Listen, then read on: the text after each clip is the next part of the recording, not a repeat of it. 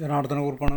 ഇന്ന് വാശിയോഗവും പഞ്ചതത്വം എന്നുള്ള ഗ്രന്ഥത്തിലെ 13-ാമത്തെ അധ്യായം വിജ്ഞാന ഭൈരവ തന്ത്രത്തെ പരിചയപ്പെടൽ. യോഗയിലെ ധാരണാ പരിശീലനത്തിലുള്ള 112 രീതികളാണ് വിജ്ഞാന ഭൈരവത്തിലെ ഉള്ളടക്കം.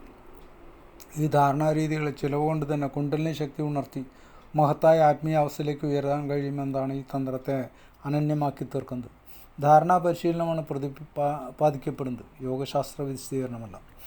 തന്ത്രങ്ങൾ പൊതുവെ രണ്ട് വിധമാണ്. ആഗമം എന്നത് വേദങ്ങളോട് താരതമ്യപ്പെട്ടു പോകുന്നതാണ്. ആഗമങ്ങൾ വേദങ്ങളെക്കാൾ പഴക്കമുള്ളവയാണ്. മനുഷ്യർ ഭൂമിയിൽ വന്നതോടുകൂടി തന്നെ ആഗമ സിദ്ധാന്തങ്ങൾ ഉണ്ടായിട്ടുണ്ടാകും. മനുഷ്യർ നേരിടുന്ന പ്രയാസങ്ങളെ എല്ലാം ഉൾക്കൊള്ളുന്ന വിധമാണ് ആഗമങ്ങളുടെ രീതി. അതിനാൽ ഓരോരോ കാലങ്ങളിൽ ചേർക്കപ്പെട്ടതും വളരെ വിട്ടുവീഴ്ച മനോഭാവമുള്ളവയാണ് ആഗമതന്ത്രത്തിലെ ആശയങ്ങൾ.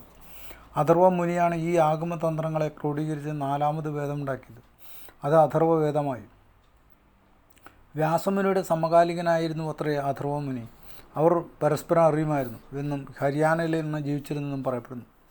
വേദങ്ങളുമായി യോജിക്കാത്തവയാണ് നിഗമങ്ങൾ. തന്ത്രങ്ങൾ വളരെ പഴക്കമുള്ളവ ആയാൽ അവയ്ക്ക് പ്രത്യേകമായ ഒരു പ്രാകൃതാവസ്ഥയും ശുദ്ധതയുമുണ്ട്.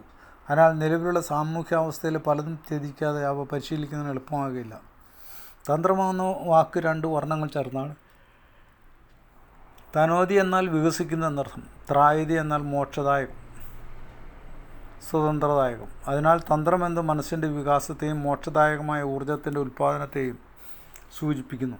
ഈ ഊർജം ബോധത്തെ വെളിച്ചമാക്കി ശരീരം മുഴുവൻ നിറയ്ക്കുന്നു. സാധാരണയായി പഞ്ചേന്ദ്രിയങ്ങളാണ് കാഴ്ച എന്നിവയെ അനുഭവിപ്പിക്കുന്നത്. എന്നാൽ ധ്യാനാവസ്ഥയിലെയോ ധാരണാവസ്ഥയിലെയോ ഏതെങ്കിലും ഒരു പ്രത്യേക അവസ്ഥയിൽ ബാഹ്യമായ ഇന്ദ്രിയങ്ങളുടെ സഹായമില്ലാതെ തന്നെ ശബ്ദവും മണവും കാഴ്ചയുമെല്ലാം സാധിക്കുന്ന അവസ്ഥയാണ് മനസ്സിൻ്റെ വികാസം എന്നതുകൊണ്ട് ഉദ്ദേശിക്കുന്നത്. പ്രത്യാഹാര പരിശീലനം കൊണ്ട് ഇന്ദ്രിയങ്ങൾ പൂർണ്ണമായി ഉൾവലിയപ്പെടുമ്പോൾ അവയുടെ ശ്രദ്ധ ചേതനയിലേക്കാവുകയും എല്ലാ സീമകളെയും അതിക്രമിച്ച് അത് ബോധത്തിൻ്റെ ഉന്നതമായ ഒരവസ്ഥയിൽ എത്തിക്കുകയും ചെയ്യുന്നു.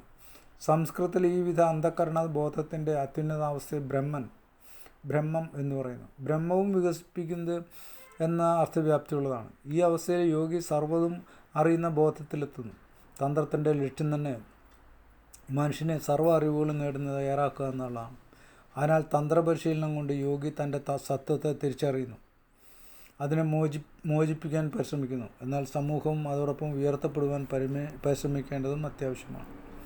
ശൈവതന്ത്രം. വിജ്ഞാന ഭൈരവ തന്ത്ര പരിശീലനം കൊണ്ട് ശരീരത്തിലെ ഊർജ്ജത്തെ പുറത്തേക്ക് കൊണ്ടുവരുന്നതിനാൽ ഇത് തന്ത്രമാണ്. ചില രീതികൾ യോഗയിൽ പറയുന്നുണ്ടെങ്കിലും മനസ്സിൻ്റെ വികാസവും ഊർജ്ജത്തിൻ്റെ പുറന്തള്ളലുമുള്ളതിനാൽ തന്ത്രമാണിത്, യോഗമല്ല. അതിനാൽ ഇതിൻ്റെ ശൈവാഗമന തന്ത്രങ്ങളിൽപ്പെടുത്തിയിരിക്കുന്നു. യഥാർത്ഥത്തിൽ യോഗയും തന്ത്രവും ഒന്ന് തന്നെയാണ്. യോഗമെന്നാൽ യോജിപ്പ്, ഐക്യമാണ്. തന്ത്രമെന്നാൽ വികാസവും, യോജിപ്പിലൂടെ വികാസമാണ് സാധിക്കുന്നത്. പരമ്പരാഗതമായി വിജ്ഞാന ഭൈരവം ശൈവതന്ത്രത്തിലാണ് പെടുന്നത്.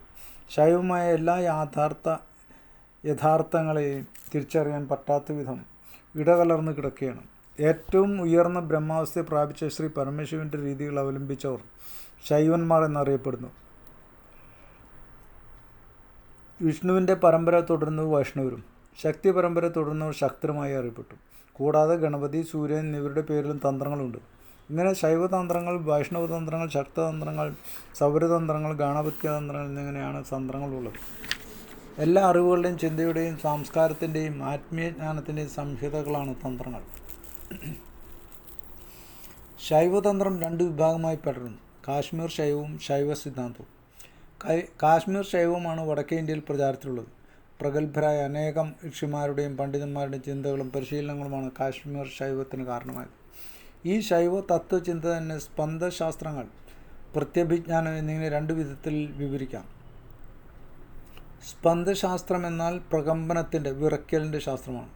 പ്രത്യഭിജ്ഞാനം എന്നാൽ തിരിച്ചറിവാണ്. മുമ്പ് അറിവുള്ളതാണോ അനുഭവപ്പെട്ടതാണെന്നോ തോന്നുകയാണത്. ഇവ ഉൽപ്പത്തിയുടെ ആവിർഭാവത്തെയും യഥാർത്ഥത്തിൻ്റെ സത്ത് തിരിച്ചറിയുന്നതിനെ സൂചിപ്പിക്കുന്നു. രുദ്രയാമളം. വിജ്ഞാന ഭൈരവതന്ത്രം കാശ്മീർ ശൈവതന്ത്രത്തിലെ രുദ്രയാമളതന്ത്രത്തിൻ്റെ ഭാഗമാണ്. ഇത് രുദ്രനും ശക്തിയും തമ്മിലുള്ള സമ്മേളനമാണ്. അതിനാൽ ബോധവും ഊർജ്ജവും തമ്മിലുള്ള ഐക്യമാണത്. രുദ്രയാമളവും വിജ്ഞാന ഭൈരവതന്ത്രവും ത്രികത്വ ചിന്തയുടെ അടിസ്ഥാനത്തിലുള്ളതാണ്. ത്രികമെന്നാൽ ശിവം, ശക്തി, നരൻ എന്നിങ്ങനെയാവാം. ബോധം, ഊർജ്ജം, ദ്രവ്യം എന്നിങ്ങനെയുമാവാം. ഇവയും പരം, അപരം, പരാപരം എന്നിങ്ങനെയാണ് പറയുന്നത്. ആദ്യത്തെ പരം എന്നാൽ മാനുഷിക ഗ്രഹണശക്തിക്കും അതീതമായ അല്ലെങ്കിൽ ആത്മജ്ഞാനപരമായതിനെ ഇന്ദ്രിയ ഗോചരമായി പ്രത്യക്ഷത്തിൽ അറിയുന്നതാണ്. അപരം എന്നത് സഹജമായ സ്ഥായീഭാവമാണ്. ചിന്മയമായ ദൈവീക ശക്തി പ്രപഞ്ചമാകെ നിറഞ്ഞു നിൽക്കുന്നു എന്നതിനെ തിരിച്ചറിയുന്നതാണ്.